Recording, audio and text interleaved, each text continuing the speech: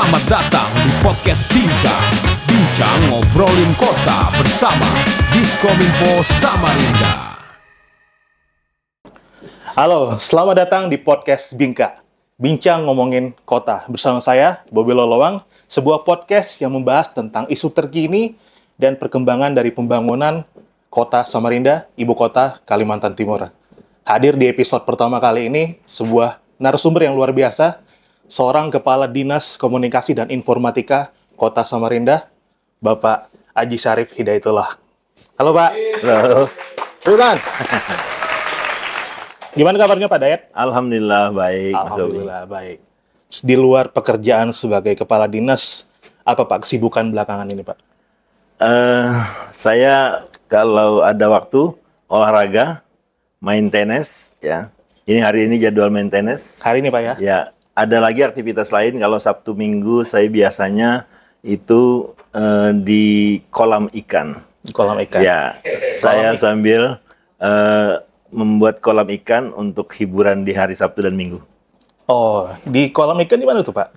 Di Batu Cermin. Di Batu Cermin. Ya. Oh, terus kegiatan setiap weekend sudah pasti Pak ya? Ya, setiap hari Sabtu Minggu liburan. Dan sebagai informasi ini hari Kamis, jadi kalau kamu pengen nantang Pak Dayat main tenis, ditunggu hari Kamis Pak ya. Di mana Siap. Pak? Di Balai Kota. Balai Kota Pak ya? Balai Kota. Wah, tapi ngomong-ngomong Pak Dayat ini katanya jago dengan pukulan yang keras Pak ya? Ya, karena basicnya itu dari main volley. Tenis itu Mas Bobi, menggunakan otot perut. Itu sama dengan main volley. Jadi kekuatan orang memukul bola voli itu, bolanya besar, berganti dengan main tenis, bolanya kecil. Pasti lebih keras daripada pemain-pemain biasanya. Jadi di luar tenis pun Pak Dayat nih main volley Pak ya? Dulunya main volley ganti ke main tenis. Jadi dulunya main volley sampai usia 30 tahun sampai 35 tahun sudah berhenti, larinya ke tenis. Dan hobi main volley itu membantu kekuatan Pak Dayat lagi di lapangan tenis. Ya, karena fisiknya itu lebih 2 kali lipat daripada olahraga biasa main volley itu. Jadi itu yang membuat basic tenisnya itu semakin keras pukulannya begitu. Dan rumor-rumornya pukulan keras Pak Dayat ini udah memakan beberapa korban Pak ya. Saya dengar Pak ya. Kalau teman-teman di tenis itu sudah merasain semua pukulan. Sudah merasain semua Pak ya. Iya. Dan karena bagian dari permainan otomatis nggak boleh baper dong Pak. Iya betul. Banyak juga yang baper Mas. Banyak juga yang baper Pak ya. Iya, jadi itulah sisi lain dari seorang Pak Dayat yang di luar aktivitasnya sebagai seorang kepala dinas juga memiliki hobi-hobi yang seperti bapak-bapak pada umumnya. Iya. Oke Pak, sebelum kita masuk ke tema pembicaraan kita pada hari ini, yang mana itu adalah membahas tren yang sedang ramai di masyarakat, isu terkini di masyarakat, nggak terkecuali di Samarinda Pak. Mungkin akan lebih baik kalau kita mengenal dulu apa itu Diskominfo Pak. Karena mungkin masyarakat awam nggak semuanya mungkin tahu apa itu tugas dan fungsi dari Diskominfo Samarinda. Mungkin Pak Dayat sebagai kepala dinas bisa menceritakan dulu Pak sedikit apa sih Pak itu Diskominfo Samarinda Pak? Oke. Jadi Diskominfo ini Dinas Komunikasi dan Informatika. Iya Pak. Itu dibentuk tahun 2017 Januari. Saya pertama kali dilantik dan baru dibentuk juga Dinas Kominfo-nya tuh tahun 2017. Nah, sekarang sudah berusia sekitar 5 tahun ya Kominfo-nya. Nah, saya mulai awal pembentukan sampai sekarang juga masih di Kominfo. Jadi saya tahu persis perkembangan Kominfo itu dari tahun ke tahun. Begitu sulitnya kami di awal Kominfo itu membentuk, itu tidak punya kantor, tidak punya fasilitas apa-apa. Tahun 2017 itu berkantor di ruangan rapat gitu. Karena kami tidak punya fasilitas apa-apa. Tapi alhamdulillah 5 tahun Kominfo ini kami bangun. Sekarang sudah banyak fasilitasnya.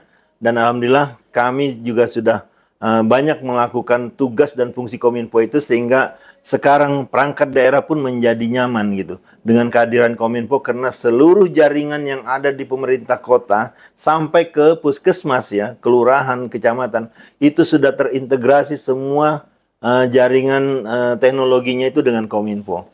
Sekarang kelurahan, puskesmas itu tidak perlu lagi mereka susah-susah membuat website, kami buatkan website, mereka tinggal mengisi konten-kontennya di situ. Jadi semua kita fasilitasi untuk perangkat-perangkat daerah. Nah, tugas lain daripada Kominfo selain memberikan informasi kepada masyarakat, juga kita menerima informasi dari masyarakat. Kita juga mengelola website, kita juga mengelola media sosial, kita juga mengelola pemberitaan pembangunan di Kominfo ini supaya sampai kepada masyarakat apa sih yang dilakukan oleh pemerintah secara keseluruhan ya. Pemerintah Kota Samarinda itu yang dilakukan pemerintah itu harus sampai kepada masyarakat. Jangan dikira nanti masyarakat bahwa pemerintah ini cuma tidur aja begitu ya. Nah, tapi apa yang dilakukan oleh pemerintah itu harus sampai kepada masyarakat. Contohnya misalnya saat ini masyarakat mengalami kemacetan ya di daerah Simpang 4 Sempaja misalnya. Tapi dengan kita informasikan bahwa ada penanganan banjir di sekitar situ, ada pembuatan gorong-gorong besar di sana, sehingga masyarakat tuh memahami kemacetan itu terjadi karena ada pembangunan fasilitas umum dalam bentuk parit besar yang dibangun itu untuk mempercepat arus air yang ada di Simpang 4 Sempaja itu. Nah, ada lagi yang dilakukan oleh Kominfo itu adalah teknologinya ya. Hampir semua aplikasi yang ada di pemerintah kota itu kita yang mendevelopnya. Jadi kita yang membuatnya, kemudian perangkat daerah itu yang menggunakannya gitu. Jadi tidak boleh lagi sekarang aplikasi itu terlalu banyak, Mas Bobi. Kita akan batasi aplikasi itu cuma satu aplikasi namanya Santer. Semua aplikasi itu di situ terintegrasi. Itu super apps-nya di situ Santer. Kemudian semua aplikasi yang ada di OPD kita integrasikan di dalam Santer itu. Itu adalah jembatannya untuk jembatan untuk masuk ke dalam semua aplikasi yang ada di Kota Samarinda, begitu. Santer itu apa bisa diakses oleh publik juga, Pak? Justru ini adalah konsumsi publik. Jadi iya, Pak. Supaya masyarakat itu tidak sulit mencari alamat Iya, Pak. situsnya kan. Cuman satu Santer, dia mau cari apa aja ada di situ. Sampai transaksi online mau bayar PBB, mau bayar ini semua ada di Santer itu. OPD dan masyarakat pun bisa berkumpul di aplikasi itu. Betul. Dia mau melihat misalnya ini banjir nggak ya? Misalnya mau turun pagi Pak, karena ada hujan, ya banjir nggak di Simpang Lembu Suwana gitu, Simpang 4 Lembu Suwana gitu. Itu bisa dilihat dari Santer. Jadi di situ ada CCTV online, ada 78 CCTV kami siapkan kanalnya di situ untuk melihat peta Samarinda. Jadi masyarakat mau lewat mana itu tinggal memilih mana yang lebih aksesnya cepat gitu, seperti itu. Berarti itu berpotensi untuk jadi sumber PAD juga Pak untuk Samarinda, Pak? Karena Bukan ada perputaran uang di situ berarti, Pak? Bukan, itu hanya akses untuk mempercepat iya, pengurusan pembayaran dan lain sebagainya. Seperti third party begitu. Ya. Jadi dia bukan di situ tempat mencari uang, tetapi itu adalah akses supaya orang menuju ke aplikasi untuk mencari uang itu gampang gitu. Seperti itu ya. Jadi misalnya ada aplikasi di Bapenda misalnya untuk pembayaran PBB. Dia membayar PBB dia lewat Santer. Oh iya, Pak. Nanti Santernya itu nanti yang akan memasukkan ke dalam aplikasi yang dimiliki oleh Bas Bapenda gitu. Jujur Pak, kalau saya sendiri kan baru tahu dengan aplikasi ini Pak. Dan ini kan menjadi indikasi bahwa aplikasi sebagus itu pun belum diketahui luas oleh masyarakat. Oleh publik secara luas Pak. Nah ini gimana Diskominfo melihat ini Pak? Kita sekarang ini semua aplikasi itu kita sudah develop ya, sudah dibuat. Tinggal nanti masyarakat nanti yang akan memilih lewat jalur mana yang paling mudah gitu. Tetap kita informasikan. Tapi sampai sekarang kita Santer itu benar-benar sudah dikenal oleh masyarakat. Bahkan ini menjadi inovasi daerah. Jadi saya sudah masukkan di dalam inovasi daerah. Insya Allah ini nanti akan sampai ke tingkat pusat. Karena jarang sekali yang memiliki super app seperti Santer. Di Indonesia jarang. Jadi Pak, ya?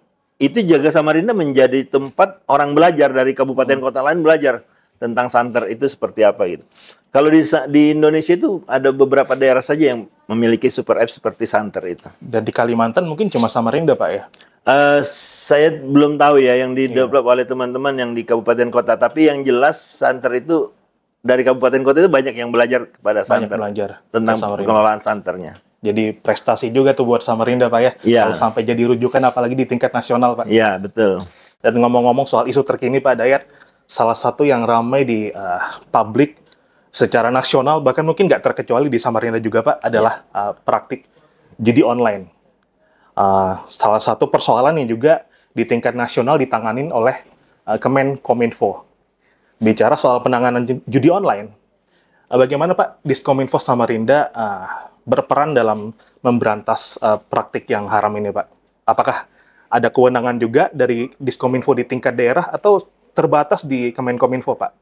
Ya, kalau untuk pemberantasan situs-situs judi online ini, itu ditangani langsung oleh Kementerian Kominfo. Iya Pak. Kalau kami di daerah itu, Kominfonya hanya melakukan edukasi kepada masyarakat, Mas Bobi. Edukasi kepada Ya, masyarakat. Pak. jadi yang sering kami sampaikan kepada masyarakat adalah bahwa judi online ini itu sangat cepat ya perkembangannya, sehingga masyarakat itu harus banyak memantau anak-anaknya, keluarganya lah ya, di dalam lingkungan keluarga. Itu adalah hal yang paling mendasar untuk membentengi judi online ini. Iya Pak. Karena judi ini biasanya itu merangsang orang untuk mendapatkan keuntungan yang besar, sehingga ini yang membuat orang itu cepat sekali terpengaruh dengan judi online ini.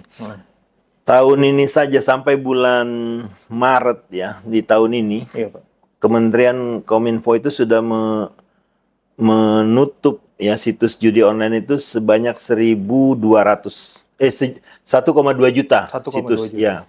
1,2 juta situs yang sudah ditutup oleh Kementerian Kominfo. Dan memang sekarang itu banyak sekali dampaknya ya, sehingga mereka juga membalas dengan menyerang situs-situs pemerintah gitu. Iya Pak. Ya, jadi mereka membalas dengan menyerang kepada situs-situs pemerintah karena banyak yang dihapus itu. Nah, seperti itu. Apakah serangan itu juga terjadi di lingkup Pemkot Samarinda, Pak? Ya, kita sudah menyelesaikan, kita sudah diserang itu sebanyak 25 kali ya. 25 sampai hari ini sebanyak 25 kali serangan. Tapi kita punya akses yang berlapis sehingga tidak bisa menghancur sampai kepada database-nya. 25 kali dalam rentang waktu berapa lama, Pak? Itu sekitar 6 bulan terakhir lah. 6 bulan terakhir, Pak ya? Iya. Situs OPD kah Pak atau Pemkot Samarinda Pak? Seluruh Seluruhnya, situs Pak, ya? kita itu ada di OPD, mulai masuknya itu yang dari situs-situs yang kecil sampai langsung kepada data center kita. Tapi sudah bisa kita antisipasi. Seberapa parah Pak tingkat serangan yang dilakukan oleh pihak judi online tuh Pak? Sangat mengganggu. Sangat mengganggu. Karena kalau misalnya serangan itu datang, misalnya contoh kemarin ya, baru-baru ini sekitar 1 minggu yang lalu itu. Iya Pak. Itu yang diserang itu adalah websitenya PUPR. Nah, di situ ada tayangan untuk pelaksanaan pekerjaan dan lain sebagainya. Nah, itu kita tutup sampai 1 minggu untuk membersihkannya dulu, baru bisa di-on-kan lagi. Oh, jadi perlu sampai 1 minggu untuk... Iya, karena kita harus memperbaiki lagi kan. Itu kan dihancurkan oleh mereka kan situsnya. Jadi kita perbaiki lagi, kemudian baru kita on-kan kembali. Kalau dari pencegahan di tingkat masyarakat Pak, kan tadi Pak Dayat sudah sebutkan ada sejumlah rangkaian kegiatan sosialisasi dan edukasi Pak. Yeah. Gimana Pak tingkat respon dari masyarakat dari sosialisasi dan edukasi yang sudah bergulir sejauh ini Pak? Ya, ini kan banyak ya masyarakat itu kan judi online ini berupa main game dan lain sebagainya yang digemari anak-anak muda sekarang. Betul Pak, gitu. betul Pak. Nah, ini dampaknya itu sangat besar ya. Pertama itu adalah kecanduan.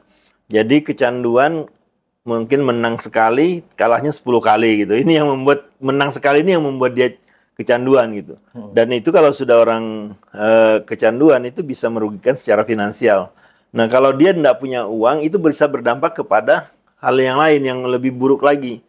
Pencurian kartu kredit dan lain sebagainya itu Iya, Pak. pengaruh dari judi online itu. Banyak sekali dampaknya ya di masyarakat itu terhadap judi online. Jadi kita sangat bersyukur terhadap Kementerian Kominfo yang memberantas judi online ini dengan sampai 1,2 juta yang ditutup itu luar biasa gitu, Iya, betul, besarnya. Dan itu berdampak banget untuk masyarakat kita yang lebih ini apa, supaya lebih ini ya hati-hati lah terhadap judi online. Ada bocoran Pak dari Kemenkominfo untuk tingkat pengakses platform judi online dari Samarinda misalnya Pak? Oh, kita belum tahu ya. Belum ada, Pak, belum ya? saya belum ada seperti antar daerah itu belum ada. Tapi sejauh ini ada aduan nggak Pak dari masyarakat Samarinda mungkin yang disampaikan ke Diskominfo Samarinda? Nggak ada. Belum ada laporan masyarakat. Dan itu jarang ya, jarang Pak. sekali masyarakat mau melaporkan tentang hal itu tuh jarang. Karena individu sifatnya. Individu. Ya kan? Jadi kalau dia main individu, dia kalah juga individu gitu. Jadi tidak berdampak kepada yang anu. Tapi akibatnya yang dia timbulkan ini tadi itu sama dengan kecanduan narkoba kan. Iya betul Pak. Jadi orang yang main judi itu sama dengan kecanduan narkoba. Yang awalnya mungkin bukan motif ekonomi, tapi karena sudah terjerat, Iya, ujung-ujungnya betul. melakukan kejahatan karena motif ekonomi juga. Iya, Pak, ya. betul. Tapi dari Diskominfo Samarinda sendiri, apa ada layanan aduan mungkin Pak untuk masyarakat Samarinda mungkin yang ingin mengadukan mengenai aktivitas judi online atau mungkin untuk menerima layanan konsultasi begitu Pak? Ya, judi online itu pemerintah pusat bisa memberantas itu karena banyak laporan dari masyarakat. Betul Pak, ya Pak. Ya, jadi kalau itu sangat dibantu oleh laporan dari masyarakat. Nah, kita juga menyiapkan akses itu. Media sosial kita itu banyak menyiapkan fasilitas untuk laporan kepada menyiapkan untuk laporan gitu di situ ya. Itu bisa dilaporkan melalui media sosial atau juga situs resmi dari websitenya pemerintah. Ada juga di situ span lapor. Silakan bisa dilaporkan. Nanti itu akan kita tindak lanjuti. Tapi sudah dari edukasi dan sosialisasi yang dilakukan Diskominfo sejauh ini ke kalangan mana saja Pak yang ditujukan Pak yang menjadi kalangan paling rentan untuk melakukan praktik judi online ini Pak? Ya, kita semua kalangan ya Mas Bobi, karena terutama para generasi muda ya. Ini yang sering bermain game seperti itu. Nah, ini yang kita banyak edukasi itu melalui tadi baik media sosial kita, kemudian ada komunitas Ya, betul, Pak. kita masukin seperti itu ya, kita sampaikan. Nah, juga kita banyak memberikan informasi-informasi melalui media-media resmi ya. Pemerintah juga di televisi pemerintah pusat itu selalu memberikan tentang bahaya judi online itu. Jadi mudah-mudahan itu juga bisa mengedukasi masyarakat kita. Kita break dulu, kita akan kembali ke sesi berikutnya. Akan masuk ke satu sesi khusus, ke satu challenge Pak, yang bernama Palang Pintu. Yuk kita bermain pantun palang pintu. Palang Pintu adalah sebuah segmen yang terinspirasi dari budaya Betawi, di mana seorang mempelai pria ketika akan melamar mempelai wanitanya, seorang perwakilannya akan melakukan adu pantun dengan perwakilan dari mempelai wanita. Ketika perwakilan pria berhasil membuat pantun yang mengalahkan perwakilan mempelai wanita, maka barulah si mempelai pria bisa melamar wanita idamannya. Dan kita akan melakukannya di sesi podcast kali ini, Pak. Yang mohon izin akan saya lakukan duluan, Pak ya. Ya. Saya mohon izin untuk melihat contekan dulu. Yang saya buat udah hampir setahun lalu nih. Asam rasanya buahku ini. Buahku ini dimakan di kebun raya. Betapa marak judi online di abad ini. Pastikan Anda bukan pemainnya. Oke, saya balas ya. Silakan Pak Dayat. Jangan dekat-dekat daerah polis lain. Sedang dilakukan proses penyidikan. Cakep. Jangan sampai terjebak judi online. Bisa berakibat hancurnya masa depan. Luar biasa. Terlihat sekali saya matiran di sini ya, tapi nggak akan menyerah begitu aja saya, Pak. Saya sudah menyiapkan pantun balasan, Pak. Ke kota Medan makan durian. Durian montong harga 100-an. Jadilah warga yang berpendirian. Tidak gampang ikut-ikutan judi online. Ya, lumayan Pak ya. Silakan Pak Dayat. Pergi jalan-jalan ke kota Medan. Cakep. Singgah sebentar ke Ucok Durian. Kalau Anda sudah kecanduan, masa depan hancur berantakan. Luar biasa sekali Pak Dayat, dan saya mengaku kalah Pak untuk pantun ini. Saya sangat terlihat amatiran di sini, dan mungkin memang orang-orang di Pemkot Samarinda itu jago pantun semua Pak ya. Karena nyaris di semua acara di awal dan akhir selalu dimulai dan diakhiri dengan pantun. Tradisi yang mungkin sudah berlangsung sejak lama itu Pak Dayat. Iya, itu untuk memecah ketegangan saja sebenarnya. Pantun itu dibuat di setiap kita berpidato, kita buat dengan pantun gitu supaya rame gitu Mas Tommy. Dan itu banyak dilakukan baik di Pemkot Samarinda, bahkan Pemprov Kaltim, di berbagai acara resmi. Betul. Selalu Itu dilakukan. jadi membudaya. Jadi membudaya. Demikian challenge palang pintu, di mana saya sudah beradu pantun dengan Pak Dayat yang saya harus mengibarkan bendera putih mungkin kali ini, tapi nggak apa-apa. Semoga pantun tadi akan mencairkan suasana untuk sesi kita berikutnya yang bakal lebih serius, membahas tentang persoalan teknis yang dibidangi langsung oleh Diskominfo Samarinda. Salah satu ini Pak, tupoksi dari Diskominfo Samarinda itu kan adalah blank spot Pak ya. Persoalan blank spot yang juga menjadi kewenangan dari Diskominfo. Bicara tentang blank spot di Samarinda Pak, sebagai ibu kota provinsi, sebenarnya seberapa tinggi sih Pak tingkat blank spot di kota Samarinda Pak? Ya, sebentar saya meluruskan dulu bahwa untuk untuk blank spot ini, Mas Bobby, itu kewenangan pemerintah pusat. Pemerintah pusat. Ya, bukan pemerintah kota. Tapi sebagai pemerintah di kota Samarinda, kita itu semacam punya tanggung jawab moral gitu ya kepada masyarakat yang masih belum bisa mengakses internet. Nah, sementara di kota orang sudah begitu mudahnya mendapatkan informasi dan lain sebagainya, tapi daerah pinggiran itu masih sulit sekali untuk jangankan mengakses media sosial ya, untuk mengakses telepon saja mereka nggak bisa gitu. Betul Pak. Ya, Pak. Nah, disitulah keuntungannya kenapa kami menjadikan integrasi sistem tadi ya, integrasi infrastruktur jaringan itu kita yang buat gitu ya di Kominfo. Nah, supaya kita bisa mengintervensi daerah-daerah yang blank spot itu. Contoh misalnya di Brambai ya. Di Brambai itu bertahun-tahun mereka itu tidak bisa menggunakan telepon seluler itu nggak bisa gitu. Jangankan 4G, 2G saja itu nggak bisa gitu di sana. Sebanyak 10 kilo kami tarik fiber optik ke sana. Kami buatkan di sana ada tempat di daerah Brambai itu, karena itu janjinya Pak Wali untuk bisa masyarakat di sana untuk menikmati internet di sana. Kami tarik 10 kilo dari daerah Bengkuring masuk sampai ke Bayur, sampai ke dalam, tembus di Batu Besaung ya. Di sana kita bangun sebuah gazebo, dan gazebo itu sekarang dimanfaatkan oleh masyarakat. Baik di situ ada sekolah, memanfaatkan pendidikan maupun masyarakat di sana bisa mengakses. Itu luar biasa terima kasihnya kepada pemerintah Kota Samarinda. Melalui Wali Kota Samarinda disampaikan bahwa mereka betul-betul berterima kasih. Nah, masyarakat di sana sudah bisa menikmati internet. Bahkan sekarang mereka bisa menyambung ke rumah masing-masing. Iya Pak. Ya. Nah, begitu juga daerah Batu Cermin. Ya. Batu Cermin juga itu kita buatkan di sana gazebo, kita berikan masyarakat di sana untuk mengakses internet. Dan alhamdulillah sekarang masyarakat di sana sudah setiap malam itu berkumpul gitu di gazebo-nya untuk bermain internet. Iya, itu kita senang melihat bisa melakukan hal yang seperti itu di Batu Cermin Pak. Batu Cermin.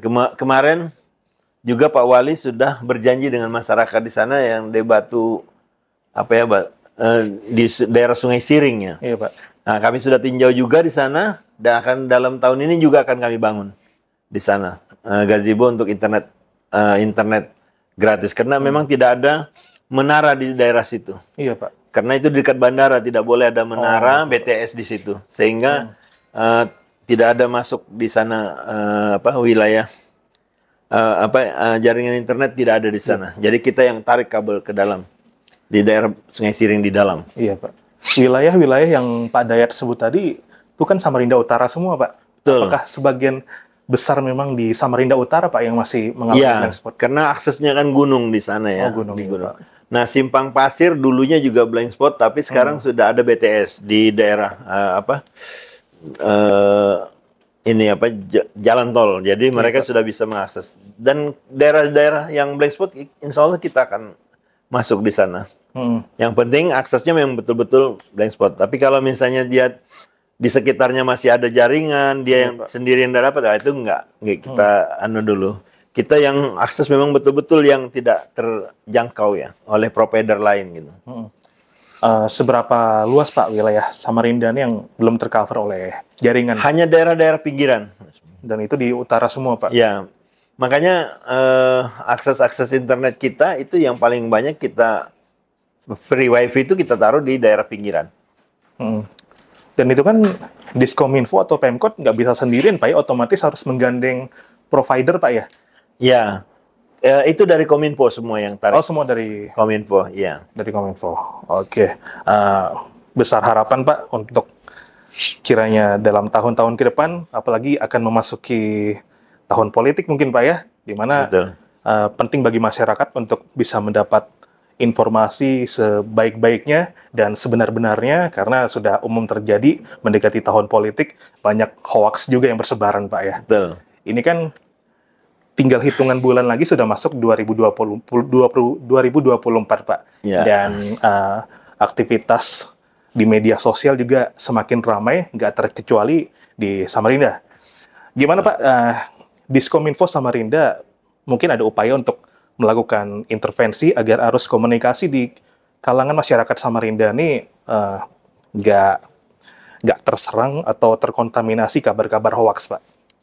Ya, literasi masyarakat kita ini kan masih rendah, Mas Bobi ya. Iya, Pak. Jadi kita banyak mengedukasi itu melalui literasi digital. Karena ini memang masih sangat kurang. Jadi masyarakat itu bisa mengakses internet itu kadang tidak bisa membedakan ini yang benar dan mana yang salah gitu. Betul, Pak. Tapi mereka menelan semua informasi-informasi yang masuk di sana karena memang literasi rendah. Nah, makanya kita melalui konten kita, melalui sosialisasi ke sekolah, ke mana-mana itu setiap tahun kita lakukan. Untuk mengedukasi masyarakat, untuk meningkatkan literasi masyarakat itu. Di Samarinda kan ada banyak platform media sosial, Pak, seperti akun-akun kota. Itu apakah juga mendapat pembinaan dari Diskominfo Samarinda, Pak? Ya, apalagi sekarang kan sudah ada organisasinya kan, Betul, seperti betul, Pak. Amsindo ya, Amsindo dan lain sebagainya. Nah, itu lebih memudahkan kita. Jadi kita tinggal mengundang ketuanya, anggotanya itu sekian banyak, itu sudah bisa bergabung gitu dengan kita untuk memberikan edukasi dengan masyarakat itu. Dan bahkan sekarang saya sudah dalam waktu dekat kami akan membentuk KIM ya, kelompok informasi masyarakat. Iya, Pak. Nah, jadi kelompok informasi masyarakat itu kita bentuk dalam organisasinya itu di kota, kecamatan, kelurahan. Kelurahan itu anggotanya di RT-RT. Nah, jadi saya nanti insya Allah di 2024 itu akan kita lantik secara massal. Mereka bahwa kelompok informasi masyarakat ini nanti akan kita bentuk, kemudian saya juga akan membangun satu channel di sini melalui radio, kemudian 112 itu adalah pusat informasi semua yang kita siapkan kepada masyarakat. Jadi setiap ada informasi apapun itu langsung dari KIM itu yang memberitahukan lebih dulu supaya keamanan, kondisi kota kita itu betul-betul terjaga gitu. Jadi kalau ada isu-isu yang negatif itu langsung kita tindak lanjuti. KIM itu inisiasi dari Diskominfo Pak ya? Pusat ya. Oh, dari pusat. Dari pemerintah pusat, dan itu sudah lama sebenarnya. Oh, iya. Nah, tapi secara masif nanti akan kami lakukan di tahun depan. Ini baru kami bentuk per sektornya, per kecamatannya. Nanti tahun depan kita akan lantik secara keseluruhan sampai ke RT tadi. Siapa saja Pak yang akan terdiri dari KIM itu sendiri Pak? Ya, nanti kita akan bentuk dari kelompok-kelompok masyarakat ya. Seperti ITS itu kan bagus itu. Iya, Info Taruna Samarinda. Oh, itu anggotanya banyak. Jadi dia nanti akan kita tunjuk sebagai koordinatornya. Nanti anggotanya itu sampai ke RT-RT yang kita komandir semua. Seperti itu. Tapi kami yang sebagai memediasi untuk membentuk itu. Iya Pak. Segitu jauh pembahasan kita dari awal sampai tadi seputar teknis dan hal-hal lain yang masih bersangkutan dengan Diskominfo Samarinda. Dan mungkin di terakhir ini kita akan lebih mendalami, lebih menggali lagi seputar personal dari Pak Dayat sendiri nih Pak. Tadi kan Pak Dayat di awal menyebut bahwa di luar aktivitas Pak Dayat sebagai Kadiskominfo, Bapak hobi olahraga, juga hobi main ikan nih Pak. Iya, iya. Kalau saya lihat di latar belakang Pak Dayat sendiri kan dari pendidikannya adalah seorang pendidikan psikologi Pak ya. Dan Tapi kok akhirnya jabatannya Kadiskominfo, hobinya ikan. Bisa dijelaskan dikit mungkin Pak Dayat? ya, saya itu sebenarnya mencintai bidang peternakan ya. Peternakan Pak ya? Mulai dari ayam hias yang saya kembangkan itu ya, sampai kepada bidang perikanan. Karena berinteraksi dengan binatang ternak itu yang membuat kita itu, menurut saya sih, menghilangkan stres. Menghilangkan stres, Itu bagus gitu, karena ada interaksi dengan binatang piaraan gitu. Berinteraksi itu kalau misalnya kucing kan nggak bisa dijadikan bisnis ya. Kalau ini kan ikan kan kasih makan besar bisa dijual gitu. Nah, jadi tanpa sengaja saya membuat piara ikan itu ternyata bisa memberikan hasil gitu. Iya Pak. Jadi saya sekali panen itu ada sekitar 20 kolam, kolam bioflok ya, ikan nila bioflok. Nah, saya kalau panen itu sebanyak 6 kolam itu sampai 1,5 ton gitu. Nah, Iya, 1,5 ton itu ikan nila itu biasanya kalau diambil di sana itu sekitar 30.000. 30.000 kali 1,5 ton itu 1.500 kilo kan, berarti sekitar 45 jutaan. Iya, nah, Pak. itu hasilnya ternyata memberikan hasil seperti itu. Dan jarang sekali yang berhasil ya di bioflok itu, tapi Iya, alhamdulillah karena kecintaan saya terhadap binatang piaraan itu akhirnya bisa memberikan hasil. Pak Dayat ngomong tanpa sengaja tadi, maksudnya gimana Pak? Ya, Kecelakaan kah? dulu bukan. Dulu kan COVID ya, kita work from home kan. Betul Pak. Jadi bekerja dari rumah. Saya bingung ngapain di rumah ini. Oh Gitu. iya Pak. Nah, akhirnya pada saat saya di rumah itulah timbul ide untuk memelihara ikan itu, Mas Bobi. Nah, dan ternyata saya punya lahan di daerah Batu Cermin itu, saya buatlah kolam bioflok gitu kan. Belajar dari YouTube, belajar dari teman-teman di luar daerah gitu kan. Ternyata itu memberikan hasil gitu. Jadi sebagian besar dari otodidak Pak ya? Betul. Belajarnya seperti itu. Dan dimulai begitu COVID berarti baru sekitar atau malah kurang 3 tahun Pak? Iya, betul. Tapi ternyata sudah memberikan menghasilkan hasil. Sebesar itu Pak ya? Iya, betul. Panennya gimana Pak? Dalam setahun bisa berapa kali panen Pak? Itu bisa 2 kali. Bisa Dalam 2 kali. Karena dia 6 bulan masa pemeliharaannya, Mas Bobi. Iya Pak. Dan juga selain dari YouTube, ada dari teman-teman juga ya Pak? Iya. Kalau panennya itu sebenarnya bisa kita buat per siklus ya, per bulan juga bisa. Oh iya Jadi Pak. pemeliharaannya itu kita buat berjenjang seperti itu. Nah, jadi di Indonesia itu banyak komunitasnya gitu. Jadi kita saling berbagi informasi untuk bagaimana mengatasi jamur ikan dan lain sebagainya, itu kita sering diberitahu di situ. Jadi bergabung dengan komunitasnya itu dulu yang penting. Oh, akhirnya pelan-pelan malah mendalami Pak Dayat Betul. ya. Tapi Iya. di tengah kesibukan Pak Dayat sebagai kepala dinas, gimana lagi Pak bisa menyempatkan untuk main ikan lagi Pak? Ya, itu saya memanfaatkan waktu libur Sabtu Minggu. Mas Sabtu Bobi. Minggu, Pak, ya? Iya. Selanjutnya saya meminta orang yang memeliharakan di sana. Oh iya Pak. Tantangannya gimana Pak sejauh ini Pak?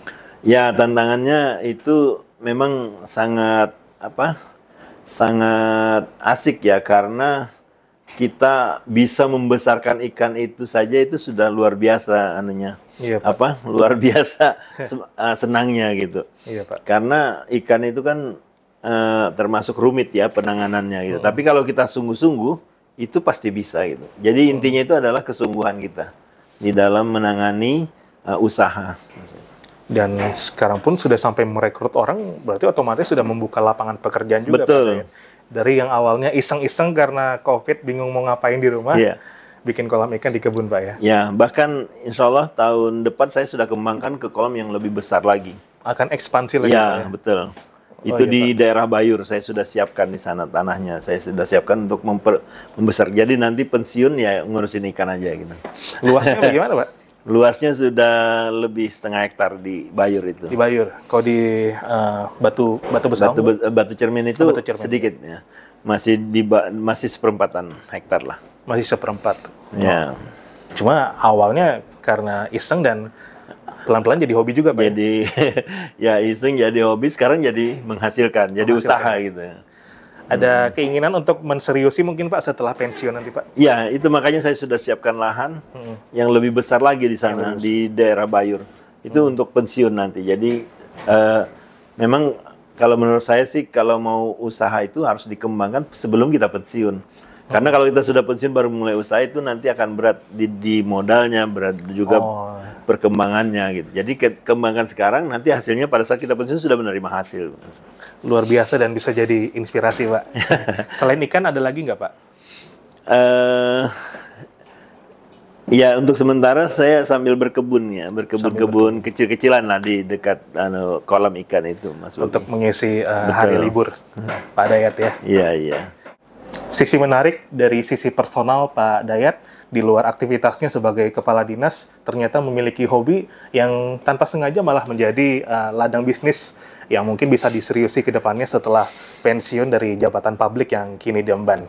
Sebelum kita menutup podcast kali ini, mungkin ada closing statement dari Pak Dayat seputar pembahasan kita hari ini, Pak. Mudah-mudahan apa yang tadi saya ceritakan tentang background yang tidak ada kaitannya dengan aktivitas saya ya, seperti sekarang itu bisa menginspirasi masyarakat di Kota Samarinda. Iya, Pak. Karena manfaatkanlah media sosial itu untuk melakukan hal-hal yang positif yang bisa mengangkat perekonomian masyarakat gitu ya di Samarinda. Jadi daripada bermain TikTok untuk joget-joget misalnya ya, lebih baik TikTok itu digunakan untuk fasilitas mempromosikan apa yang menjadi usaha dari rekan-rekan kita yang ada di masyarakat ini gitu.